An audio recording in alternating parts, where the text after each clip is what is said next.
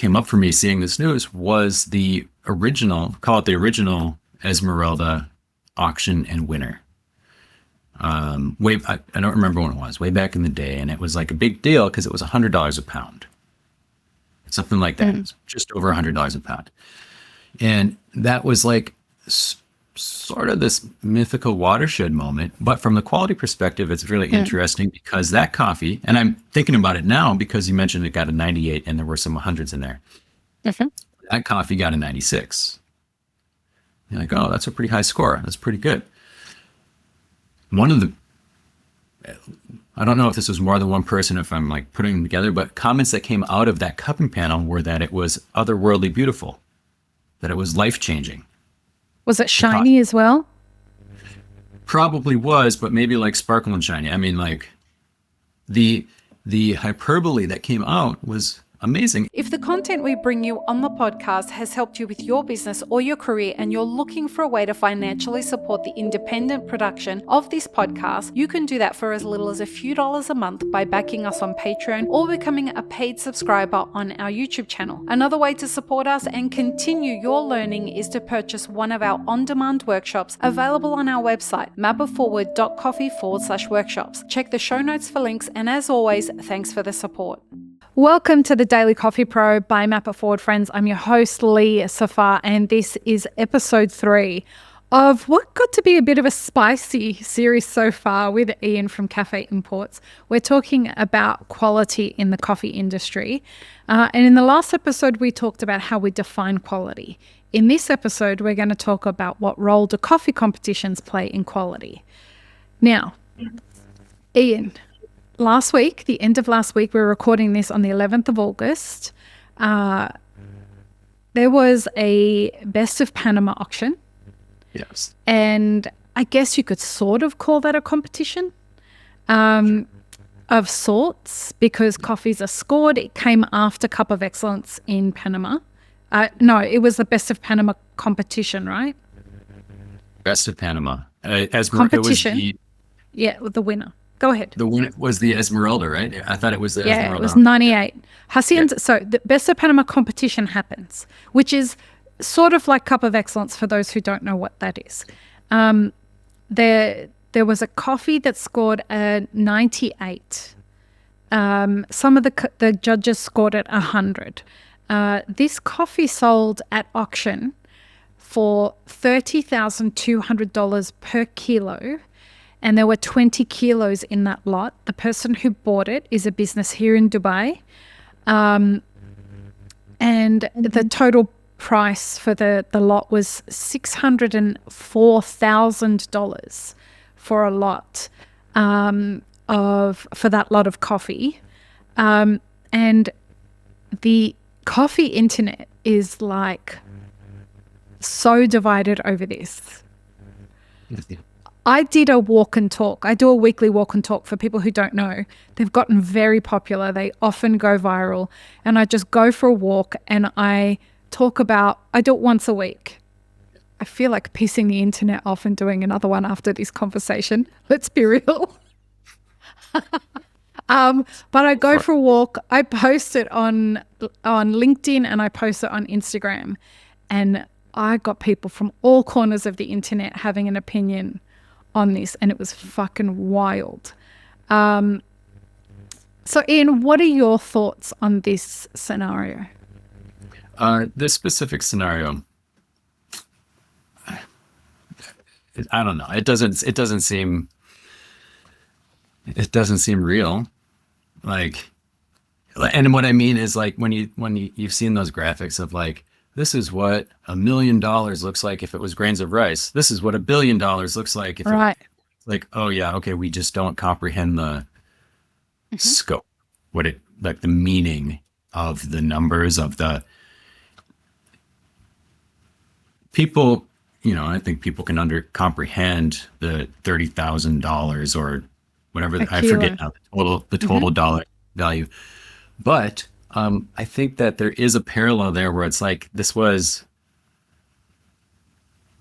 that kind of money for a coffee. And so like if you think of here's the question, right? The question about competitions. What do they do for the industry? What do they do for quality? I think there's good and bad things. And when you see a number like this, people are going to say, well, it's great for who's getting paid. And it The is. farmer. It's awesome. Absolutely. And congratulations Yes. to the Peterson family. Nobody Yes. begrudges them their success. Yes. The fact I love more than anything is that this money goes directly to the farmer.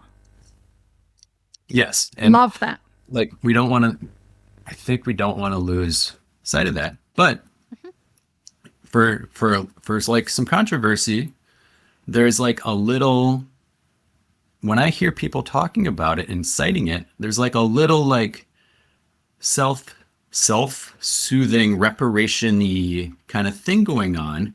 That's like, oh, well, we have these competition winners, so we're good. We're good on pricing. We're good on paying for coffee as an industry because look at this one and this one and this one. And it allows I don't want to say that.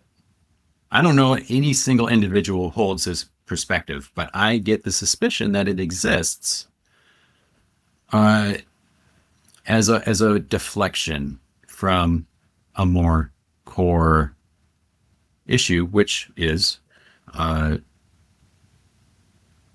extractive coffee buying practices. And when So- you say extractive coffee buying practices, what do you exactly mean? I mean, like getting as much coffee for as little money as possible, Anyone who Regardless of- hasn't, regardless Go on. of what that means, right? regardless of what it's worth, Yes. right? Like, if you haven't seen the series with Nora Berkey, go and watch it now. Like, after you finish this series, go and watch that. We talk at length about the extractive nature that the coffee industry has played in the global south. And it is very important. And we recorded that a few days before this situation happened. I wish I would have been able to talk to Nora about it. But my problem here is not necessarily from the seller's perspective. It's from the buyer's perspective. I want to give people some context. I live here in Dubai. The person who bought it is in Dubai.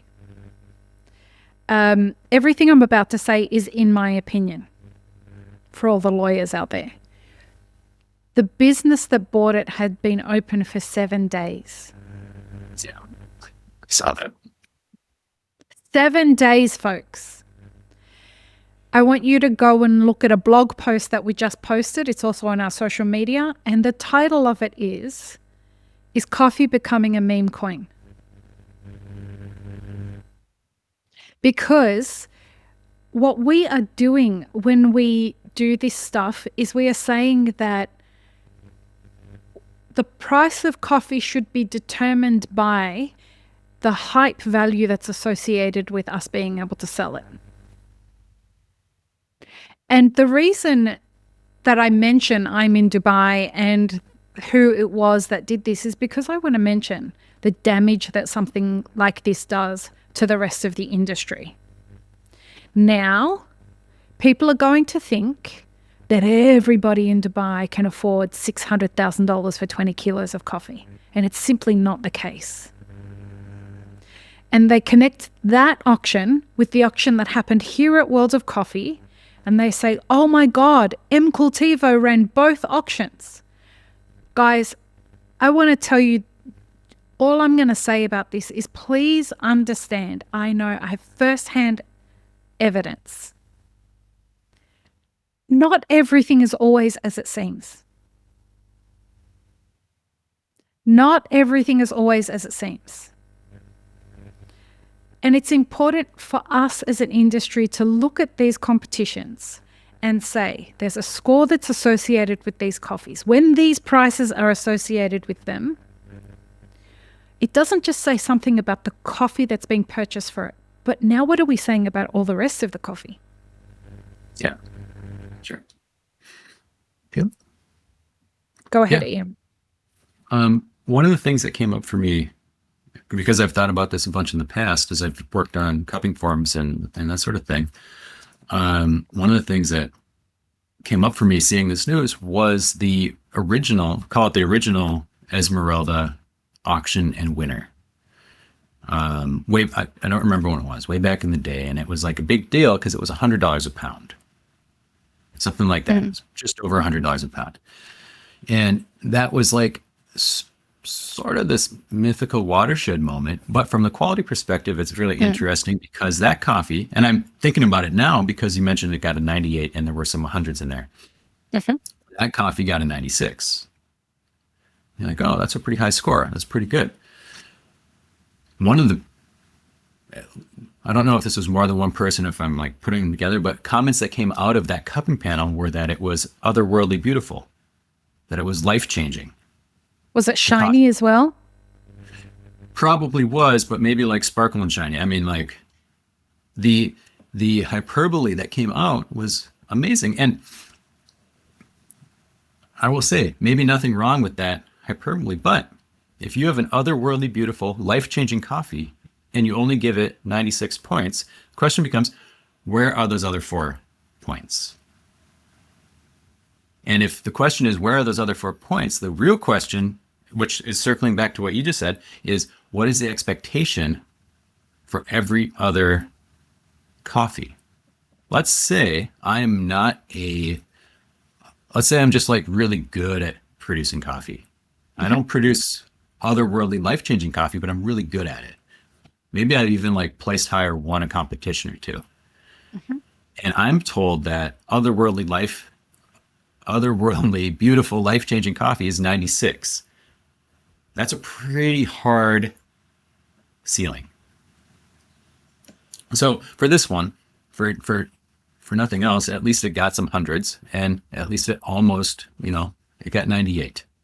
The next question is, would I taste it? Would you taste it? Would a bunch of people taste it and come to that same conclusion or not? Or was there hype within the competition? When you're at a competition, you know you're at a competition. When you're at the top 10 of a competition, you really know you're at a competition and you're at the top 10. When you're at a famous competition, I was just going to say, you know all of that. You know where this is going when you're doing it. That influences you. Now, that doesn't mean you're a bad competition planner. Doesn't mean you're a bad taster or a bad human. That is a very basic, very common sensory error. You know that stuff. You can't turn it off. It does not get... Test design needs to turn it off. You can't turn it off. All right, we're going to stay on competitions. I was going to tangent right there. You don't have to say, like, I was really enjoying that tangent that you were going on, but it wasn't quite a tangent, to be honest with you, because that is exactly the point. Yeah. Is if we are in competition and we're assessing quality, you are simply by being a judge, you are engaging your ego while you're assessing quality. Yeah. It is, I think, the most, when people say, no, you can be trained to be objective in these circumstances. Not at Best of Panama, you can't. Not at any competition, you can't. Because you inherently are assessing your peers. You are assessing... Yes. Right? Like, yes. When people say to me, I'm assessing someone just on what's in front of me, and the role of the judge is to make sure that I stay on track. How the fuck do you know that he's not or she's not tainted as well? Yes. Here's what you do. We'll just say, to approach objectivity in this. Okay. You don't tell your judges this is the top 10 of the biggest competition in the world. You don't only put those coffees on the table. You put Ethiopia's. You put El Salvador's. You put other coffees on. Your top 10 doesn't come from a single table, or it doesn't come from the top 10. You don't select your top 10 from only the top 10. You select your top 10 from a larger sample, right? You need to have a sample. There should be 100 samples on the table. Should be 100 samples on the table. So that's one way that you approach, because now is that what they do? I can't be wrong if I know if it's the top 10. I can say it doesn't matter. I cannot be wrong. I might not calibrate with everyone else, but I'm going to be correct as long as I throw high enough. I'm going to be correct. That's fine.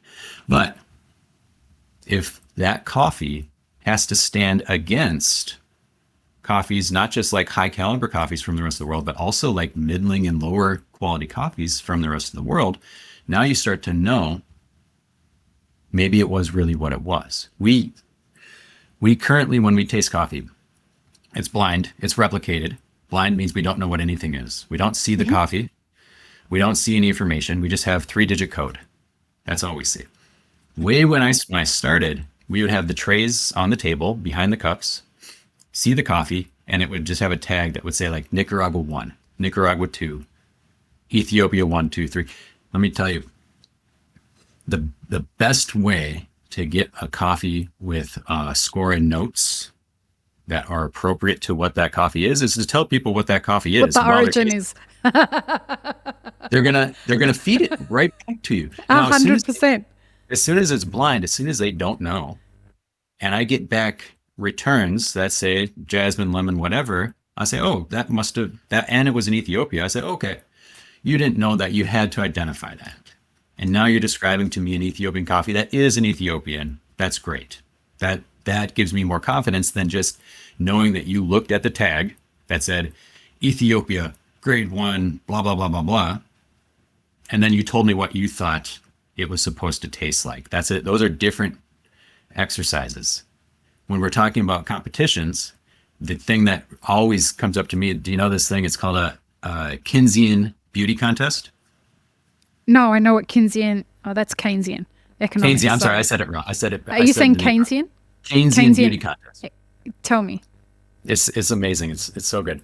It's like this thought experiment where we're all judging a competition. Okay. But in order to render our scores, I'm thinking about what you're going to score and trying to match you. You're thinking about what I'm going to score and trying to match me. That's level 1. Level 2 is I know that you're trying to match me. So now I am not thinking about what you're going to score. I'm thinking about what you think I'm going to score. And we just keep looping around, and we get further and further and further away from the coffee. We get further and further away from what we're doing. We're just, like I said before, it's a girdle loop. It doesn't resolve. Okay. It doesn't. That's right. It doesn't resolve. Competitions act like that so often. 100%. You get together after the flight number 1, like calibration day, not even flight 1, calibration day. You do your tasting, everyone hangs out, they talk about the coffee, you're kind of like meeting everyone. Really quick, you find out who's the loud voice in this room. Yeah. Who's the person who I want to be aligned with? Who am I listening for, watching? Who do I want to think I'm good? Who do I want to convince that I'm worthy and good and smart? And who do I want to like me? Now, for the rest of the week, whatever, I'm in that beauty contest where the coffee is It's a really secondary, great way to describe it. Tertiary. It's gone. It might as well not even be there. This is how our industry tricks itself into thinking competitions is all about community. The judging room is just all community. Yeah. I'm not sure that given the weight that we put on competitions and the amount of money that's invested in these competitions and the level of poverty that the people who are entering the competitions have, whether it's barista or most of the farming, the Cup of Excellence and whatnot, the poverty that is spread across the majority of the people who enter these competitions, I don't think that we are recognizing how rigged it is against us. We haven't even spoken about the thing that nobody wants to talk about, which is the fact that judges are bought. Nobody wants to talk about it. Ian, would you believe the number of people that have said to me, I want to come on your podcast and talk about the dark side of competitions, how judges are bought and positions are being, and we get to the day of recording and they say, I can't do it. I'm really scared of what's going to happen. Well, I will report. I've never been bored at a competition. Bored or bought? Oh, bought. Oh, bought. Yeah, okay. No, you want to retract that shit very quickly. Have I? Bought, as in money paid under the table to cook the results. I see. And it happens. I can also say that I've never experienced that. I've never experienced that. However, the community, the like, let's get them all together, make sure everyone's having a good time. Like, there's certainly a soft, there's grease in the wheels. 100%. There's grease in the wheels. There's one more thing that I want to say before we wrap this episode up about why these competitions can be harmful to the industry when we're talking about quality. The amounts that are paid for competition winners are a marketing endeavor. Yeah. The quality, the coffee is not being purchased based on its quality score or its quality perception. It's being purchased so somebody can fast track their marketing efforts. Sure. That is dysfunctional, particularly when we're in a coffee crisis. It is always dysfunctional, but is particularly dysfunctional at a time when our global economy is where it is and our coffee industry is where it is. And the really dysfunctional part about it is once the hype ends from that coffee and you have finished that media campaign from telling everybody that you're selling a coffee that's more than $500 a cup, you have to outdo that next. Yes, sure. Yep. Go ahead.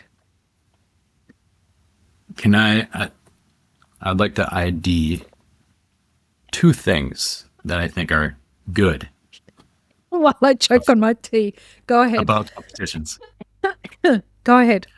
One, there's the lotto ticket of winning. Which is awesome for the producer. Which is awesome for the producer and which pales next to the real thing that happens, which is someone says, well, we're going to buy this, but we also just want to buy the rest of your coffee from here on out. If you produce it, we're just going to try to buy it. And we're going to try hard to just buy it. Up year, down year, from now on. If you want to work with us, we're going to try to do that. And we're going to work out pricing, and it's going to be really, really great. Good. Awesome. Amazing. That is I would call that a discovery component that does exist. Now, I don't know if that exists in, like, we don't participate in in that world. Right. That's not our world. So I don't know if it exists there, but it does exist. It does exist elsewhere. And like Cup of Excellence, we used to be a little bit more, we used to be more active, but we would taste through the coffee. And often what we would find is that we would identify something in the 6, 7, 8 ranking range that we thought this was the best coffee. And then we'd go to the auction and we would see that coffee bidding up with, never with 1 and 2. Those were always, but bidding up outside of its ranking place. And then we would say, oh, other people also think that. We're going to try to get it, but if we don't, maybe we can go and find that person and really be working with that person or into that community and like identify places where we can really buy coffee. And when we do this kind of thing, we are trying to really, what I would call really buy coffee. We're really trying to go in and say, hey, good years, bad years. Mhm. Here's like, it's not cup of excellence pricing every single time. We're not, if you can go to auction and do that over and over again every year, you should do that because that will be better. Right. But we want to be really, really, really competitive for you over and over and over and over and over again. And Right. we want to help create that resiliency against varying years. I think that can come out of competitions. We've done that and I've observed that. And I think that's just Powerful. really powerful. Yeah. The other thing that I've seen firsthand that I really appreciate, specific to Cup of Excellence, is the training of the national judges, and not just the national judges, but the in-country people who actually we walk in and Put on the competitions. Here are these people putting on the competition. They're roasting, they're grinding, they're pouring water, they're bringing kettles. All of those, someone from COE goes down in advance and works with them for this chunk of time. And basically they end up having this crash course into international coffee,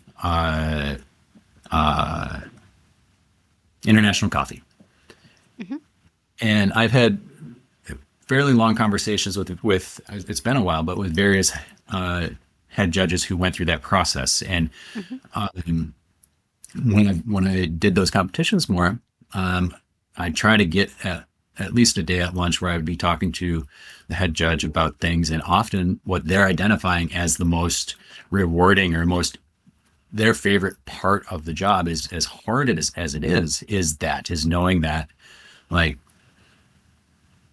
maybe it's a drop in the bucket, but here are 10, 20, 30 people who hadn't done this and now have done this, and now have a different thing within whatever the political or social or cultural structure of the coffee industry here is. This is generally considered good and helpful information and background and experience, and now they've got that. And I guess that's fantastic, and I think that's great. And I've spoken to judges before, and they've said, look, that's the best part of it. But at the end of the day, you can't put lipstick on a pig, right? What I'm saying is, this is not like it's not like we're going there and we're going there in order to be on some mission to help people. Like, people are going there to buy coffees so that they can turn around and fucking sell them in Dubai for $500 a cup. Let's be real about that. Yeah. No. Yes. Anyway, next episode, even spicier, folks. We're talking about the CBA. Join us for that. Peace, love, and peanut butter. Have an amazing rest of your day. This episode is part of a 5-part series produced by Mapper Forward. Check the full playlist and guest details in the show notes, as well as how you can support our work in the coffee industry. Become a premium YouTube subscriber, explore our Patreon and any brands we've partnered with to bring you this podcast. Please don't forget to like, share, and subscribe. It really does help us grow our audience.